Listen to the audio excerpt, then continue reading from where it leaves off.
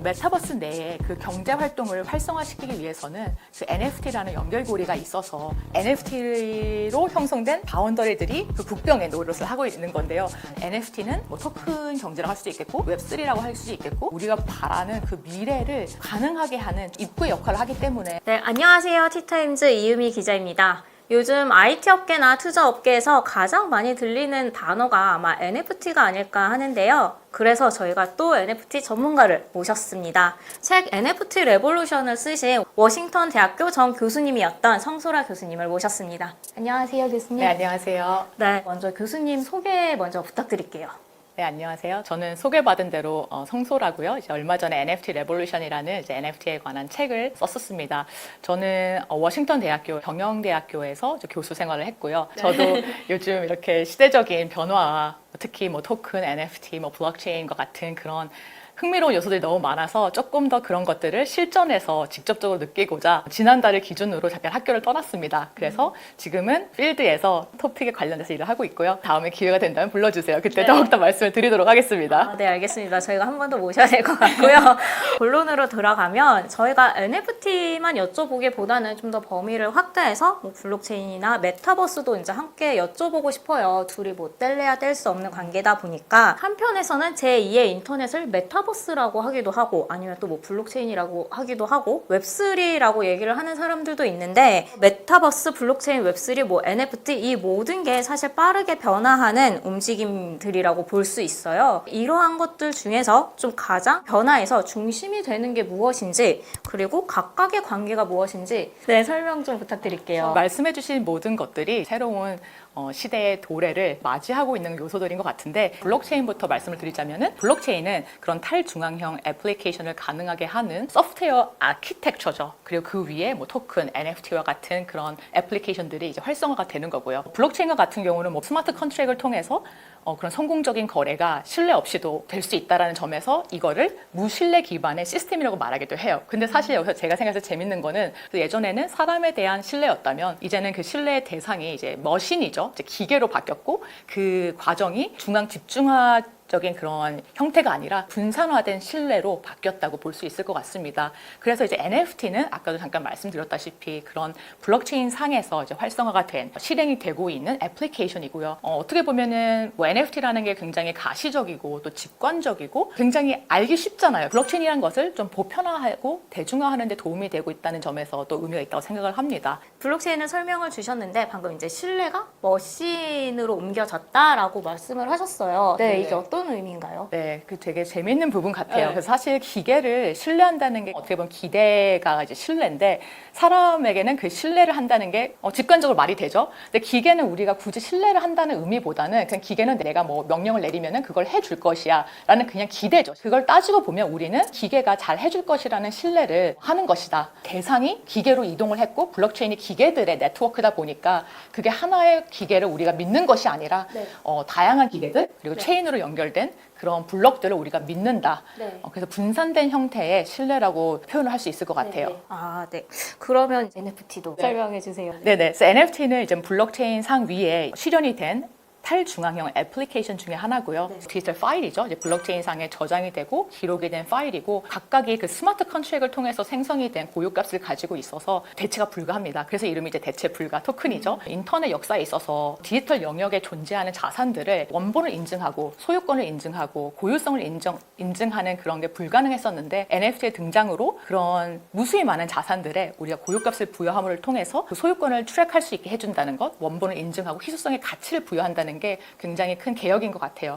많은 분들이 NFT는 디지털 아트에 불과한 것이 아니냐, 그냥 이미지 파일을 왜 그렇게 큰 돈을 주고 사냐 이런 말씀을 많이 하시는데 엄밀히 말해서 NFT는 사실 기술에 불과합니다. 그냥 디지털 파일이고 블록체인 상에 굴러가고 있는 그런 파일들이고요. 그것이 무엇을 나타내는가에 따라서 투기적 좀 요소를 가지고 있는 상품이 될 수도 있는 것이고 게임 아이템이나 아니면 모바일 티켓 아니면 우리의 개인 신상 정보 이런 거를 나타내는 어떤 정보에 대한 토큰이 된다면은 그건 투기성이 아니라 정말 우리 사회에 아니면 우리 삶에 직접적인 그 연관성을 가지는 기술이 될 수도 있는 거고요. 네네. 그래서 정말 NFT는 너무나도 그 활용점이 다양하고 처음에는 아트, 뭐 수집품 이거를 위주로 많이 활성화가 됐지만 요즘은 게임, 메타버스와 그 활용점을 찾아서 굉장히 다각화되고 있는 부분이 있어요. 뭐 나중에 더 말씀을 드리겠지만 저는 이제 NFT가 어떻게 보면 블록체인이나 뭐 메타버스나 웹3나 이런 것처럼 제2의 인터넷의 하나의 요소로서 중요한 역할을 하게 되지 않을까. 우리가 NFT가 필요해? 필요 없어? 좋아? 안 좋아?라는 그런 질문조차 할 필요가 없는 그런 시대가 되지 않을까. 물론 몇십 년 남았겠지만 네, 그렇게 생각합니다. NFT에 대해서 설명을 해주셨는데요. 웹3는 그러면 또 네. 어떻게 설명할 수 있을까요? 네. 웹3는 뭐 당연한 거지만 웹 1, 2 다음에 네. 오는 웹3입니다.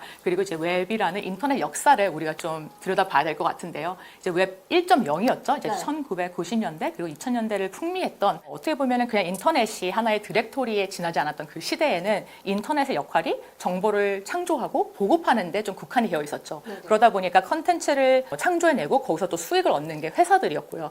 그리고 이제 좀 시간이 지나서 소셜 플랫폼들이 등장을 했었던 그 웹 2.0 시대죠. 이제 한 2000년대 중반, 후반 그때 들어서면서 이제 인스타그램이나 뭐 페이스북 여러 개가 나왔지 않습니까? 그쵸? 스마트폰도 굉장히 보급이 됐고 그때는 이제 사회성이라는 요소가 웹 1.0에 추가가 되면서 그런 어떤 환경이 조성이 된 거죠. 우리가 조금 더 수월하게 시공간의 제한을 받지 않고 서로 커뮤니케이션을 할 수 있는 그 시대가 되면서 개인 창작자들이 등장을 했는데 하지만 그때도 이제 플랫폼, 회사의 역할이 좀 크다 보니까 그 중개자의 역할이 아주 컸죠. 그러다 보니까 창작품은 개인이 하는데 거기에 대한 많은 수익의 많은 부분은 회사가 가져가게 되는 그런 부분이 있었어요. 그리고 아무래도 이때는 중앙 집중식 서버를 통해서 커뮤니케이션이 일어나다 보니까 데이터의 손실이나 아니면 플랫폼이 갑자기 정책을 바꿔서 사용자의 권리가 침해를 받는다든지 이런 좀 문제점들이 많았습니다. 뭐 이런 상황에서 이제 2020년대에 들어서면서 웹 3.0의 도래가 지금 좀 되고 있고요. 저는 웹 3.0이 지금 완전히 실현이 됐다고는 생각을 하지 않아요. 정말 우리는 그 초입에 있다고 생각을 하는데요. 그 중심에는 이제 블록체인이 있고 NFT가 있는 거죠. 블록체인을 기반으로 하는 이제 NFT가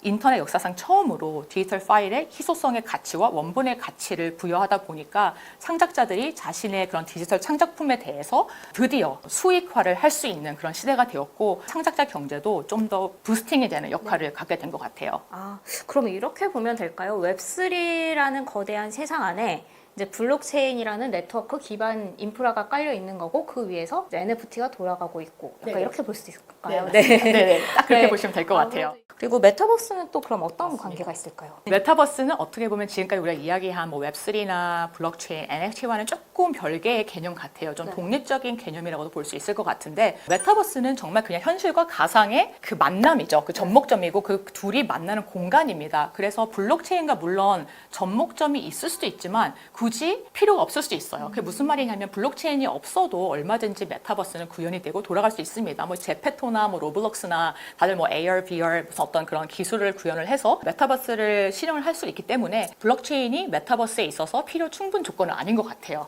근데 메타버스가 아무래도 요즘에 사회적으로 정의가 된 그런 개념이 아니다 보니까 사실 어떤 사람들은 뭐 인터넷, 게임 이 모든 것이 메타버스다. 또 어떤 분들은 너무 많은 기업들이 메타버스 시장으로 뛰어들고 있다 보니 메타버스는 단지 그냥 마케팅 수단일 뿐이다. 버즈월드일 뿐이다. 이런 좀 부정적인 시각도 많은데 정말 메타버스는 우리 생활에 또 삶에 좀 깊숙이 들어와 있고 뭐 얼마 전에 페이스북 회사명을 메타로 바꾸지 않았습니까? 네. 메타버스는 그게 그냥 뭐 떠다니는 그런 개념은 아닌 것 같고 또 이제 그 메타버스가 구현이 되고 발전이 되면서 디지털 세상에서 자산을 나타내고 인증하고 그 소유권을 증명하는 게 중요해지고 있는데 그 과정에서 NFT의 역할이 더욱더 중요해지고 있죠. 왜냐하면 NFT는 그 디지털 자산의 값을 매겨서 증명을 해주기 때문에 메타버스 안에서 NFT는 어떻게 보면 무수히 많은 이 세상을 구성하는 원자의 역할을 메타버스 안에서는 NFT가 하고 있는 것 같아요. 이제 NFT를 비롯한 막 그 많은 수많은 토큰들 있죠. 그 토큰들이 메타버스를 이루는 원자 같은 역할을 하고 있고 그 토큰들은 이제 블록체인 상에 존재를 하고 있고 그렇게 웹3라는 인터넷 역사라는 흐름 안에서 이제 메타버스가 그런 가상 공간, 현실과 맞닿아 있는 가상 공간이 굴러가고 있고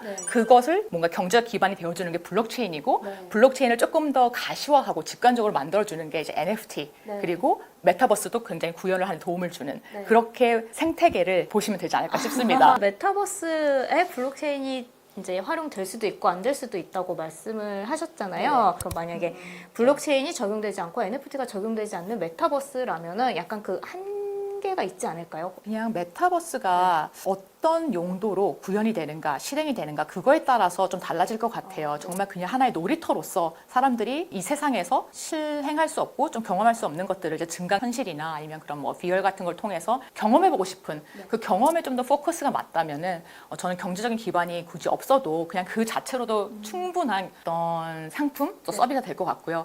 하지만 제가 생각했을 때 메타버스가 좀 더 지속적으로 또 여러 산업과 맞물려서 발전을 하기 위해서는 뭐 메타버스 내에 그 경제 활동을 활성화시키기 위해서는 그 NFT라는 연결고리가 있어서 이제 사용자들이 디지털 세상에서 이제 메타버스 안에서 열심히 일을 해서 뭐 게임을 하거나 뭐 놀이를 해서 벌어들인 그 자산을 이런 일반 암호화폐 거래소에서 거래가 되는 토큰으로 바꿀 수 있게 그 연결고리가 되어주는 게 NFT이기 때문에 경제 활동이 좀 주가 되는 메타버스에서 NFT 역할은 굉장히 중요하다고 생각을 합니다. 사회 문화적 기반에 있어서는 NFT를 통해서 메타버스 상에 굉장히 커뮤니티들이 많이 형성이 돼요. 그러니까 NFT를 함께 소유하는 말이죠 컬렉터블이라고 했을 경우에 뭐 크립토펑크 커뮤니티, 뭐 BAYC 커뮤니티, 크립토 복셀에 세워진 어떤 갤러리에 전시된 그림들을 함께 엔조이하는 커뮤니티 이런 문화적인 요소로 결합이 된 꺼진 그런 커뮤니티들이 굉장히 많이 존재를 하는데 메타버스가 이제 더 이상 국경이라는 그런 컨셉이 적용이 되지 않는 가상의 세계다 보니까 바운더리를 나누는 그러니까 바운더리가 되는 경계선이 되는 게 이제 문화이고 이렇게 NFT를 통해서 형성된 커뮤니티들이 메타버스 안에서의 지역이 되는 거죠. 이제 국경 대신에 그런 NFT로 형성된 바운더리들이 그 국경의 노릇을 하고 있는 건데요. 새로운 국경입니다. 네, 새로운 국경이 이제 NFT로 지어지는 건데 또 특히 NFT가 좀 더 파급력이 큰 것은 이제 암호화폐랑은 달리 예를 들어서 NFT 같은 경우는 처음에는 굉장히 소규모의 커뮤니티들의 지지만 있어도 가치를 인정을 받고 존재할 수가 있어요. 그리고 그 후에 점점 그 영향력의 영역을 늘려갈 수가 있죠. 예를 들어서 뭐 크립토펑크와 같은 경우도 처음에는 뭐 아무도 관심을 안 줬잖아요. 그렇죠? 되게 소수의 얼리 어댑터들, 이제 크립토펑크에 미친 사람들만 이제 막 그걸 좋아했고 가치를 인정했고 하지만 이게 시간이 지나면서 지금 엄청난 가치를 인정받고 있잖아요. 그러니까 처음부터 사회적 합의가 없어도 존재할 수 있는 그 가치를 인정받을 수 있는 게 이제 NFT다 보니까 이 문화적 커뮤니티들이 굉장히 소규모로 시작을 해서 유기적으로 키워갈 수 있는 게 이제 NFT고 그러다 보니까 메타버스처럼 누구 하나가 딱 지어내는 게 아니라 유기적으로 탄생이 되고 구현이 되는 세상에서 이제 NFT 역할이 더욱더 문화적 기반으로 중요할 것 같아요. 그리고 또 마지막으로 신뢰의 기반인데 메타버스에서도 뭐 소셜미디어와 마찬가지로 그 신뢰의 문제가 좀 있죠. 예를 들어서 정말 무엇이 진짜 무엇이 페이크인가 그 사람이 무엇을 소유했다고 했는데 그 진짜 소유한 것이 맞는가 그런 진위를 감별하기가 쉽지 않은데 그런 데 있어서 이제 NFT는 사람의 소유권을 굉장히 투명하게 추적을 해주고 누구나 그것을 볼 수 있게 한다는 점에서 신뢰라는 요소를 메타버스에 가져다주는 역할이 있다고 생각합니다. NFT가 창작자의 경제, 크리에이터 이코노미를 이제 가능하게 할 것이다 이러한 얘기들이 많이 나오고 있어요. 그렇다면 NFT가 시장 경제를 지금과는 좀 약간 다르게 재구성할지 아니면 이제 뭐 메타버스나 웹3 세상에서도 기존의 인터넷처럼 거대 IT 회사나 거대 자본이 좀 이렇게 중점적으로 지배를 하게 될 것인지 좀 이 부분도 궁금해요. NFT는 창작자들이 다이렉트로 어디언스를 만나게 해준다는 점에서 굉장히 큰 혁신을 일으키고 있고 그런데 그렇다고 이제 창작자 경제를 NFT가 뭐 시작을 했냐? 그건 아니죠. 이제 창작자 경제는 이제 예전부터 와 있었는데 그 창작자 경제에 굉장히 큰 부스터 역할을 하는 게 NFT인 것 같아요. 그 케빈 켈리라고 하는 그 와이어드라는 그 매거진의 이제 창립자가 이렇게 말을 한 거예요. 이제 창작자 경제가 활성화되고 있는 지금은 창작자에게 1년에 $100를 지불할 용의가 있는 그런 열성 팬들이 1000명만 있어도 그 창작자는 생계를 이어갈 수 있다. 1억 정도를 1년에 벌 수 있으니까 이렇게 얘기를 했는데 이제는 그 숫자가 한 100명으로 줄었죠. 인플루언서의 역할이 그 영향력이 더 증대되고 뭐 틱톡과 같은 엄청난 파급력을 가진 플랫폼들이 등장을 하고 사람들은 더 적은 수의 팬들로부터 더 많은 수익을 얻을 수 있다. 이렇기 때문에 $1000를 지불할 100명의 열성팬만 있으면은 창작자는 생계를 이어나갈 수 있다. 이런 말이 나왔는데 제가 생각했을 때 이제 NFT 그리고 뭐 웹3 이 시대에는 이제 NFT를 통해서 그 창작자의 작품을 사줄 열성 팬의 숫자가 더 이상 중요하지 않아진 것 같아요. 왜냐하면 창작자의 NFT를 진정으로 소유할 수 있는 사람은 세상에 단 한 명뿐이고 그렇기 때문에 100명이든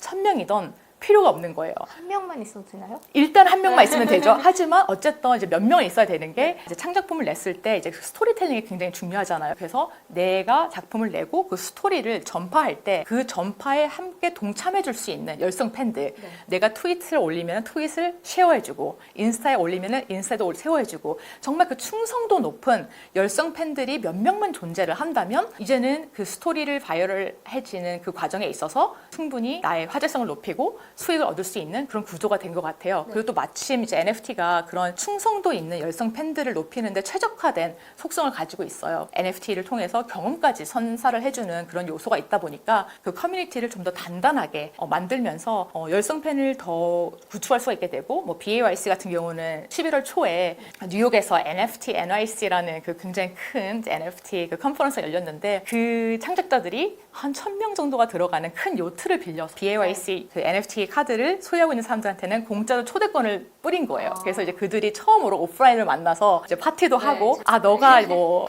BAYC 몇 번 누구였어? 이렇게 인사도 하고 정말 재미있었다고 들었는데 이제 그런 식으로 특별한 경험을 선사를 하면서 창작자들이 끈끈한 커뮤니티를 만들 수 있게 하는 게 NFT이다 보니까 이제는 열성 팬의 숫자보다는 열성 팬들의 충성도가 더 중요한 시대가 된 것 같고 그 충성도를 높이는 데 있어서 NFT가 굉장히 최적화된 속성을 가지고 있다.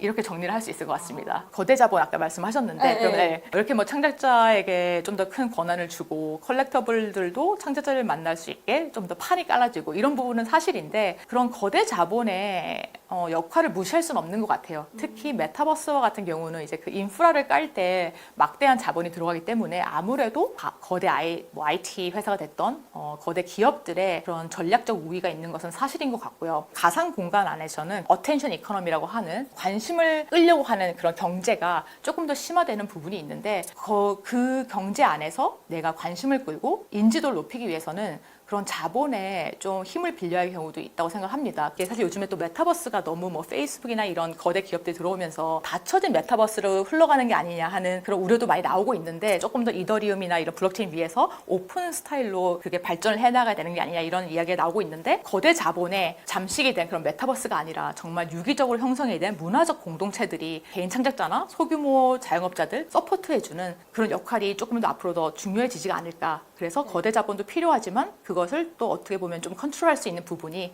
커뮤니티의 형성으로 있지 않을까라는 생각이 듭니다. 거대 자본이 이제 들어오긴 하겠지만 지금보다는 좀 그들의 통제권이라던가 권한이 약해진다고 볼 수 있을까요? 확실히 지금만 하더라도 또 뭐 오픈시나 뭐 이런 또 새로운 또 약간 굉장히 큰 기업들이 등장을 하긴 했는데 그들이 지금 존재하는 공룡 기업과는 다른 특성을 가지고 있죠. 기본적으로 블록체인이라는 그 탈중앙화 철학에 기반을 하고 있는 회사들이다 보니까 확실히 뭐 커미션을 낸다 하더라도 창작자들이 기존에 있는 플랫폼보다 훨씬 적은 금액 그 퍼센트로 내게 되고 기본적으로는 다른 것 같아요. 하지만 거대한 기업들의 역할, 플랫폼들 역할은 여전히 중요한 것 같고요. 네, 얼마 전에 이런 질문을 받았었는데 그러면 결국 메타버스나 뭐 웹3 안에서도 그 피라미드의 정점에는 뭐 구글과 같은 기업이 존재하는 것이 아니냐 했을 때 피라미드라기보다는 그 존재감이 큰 기업들은 확실히 존재를 지금도 하고 있고 하게 될 것 같아요. 하지만 그 플랫폼들이 지금 웹 2.0 시대에 존재하고 있는 플랫폼들과는 전혀 다른 철학에 기반한 기업들이다 보니까 그렇기 때문에 유기적으로 상호작용을 하면서 지금과는 좀 다른 방향으로 나아가지 않을까 싶습니다. 최근에 NFT에 대해서 사람들이 계속 주목을 하고 있잖아요. 이렇게 NFT에 좀 더 사람들이 주목을 하는 이유가 무엇인지 그리고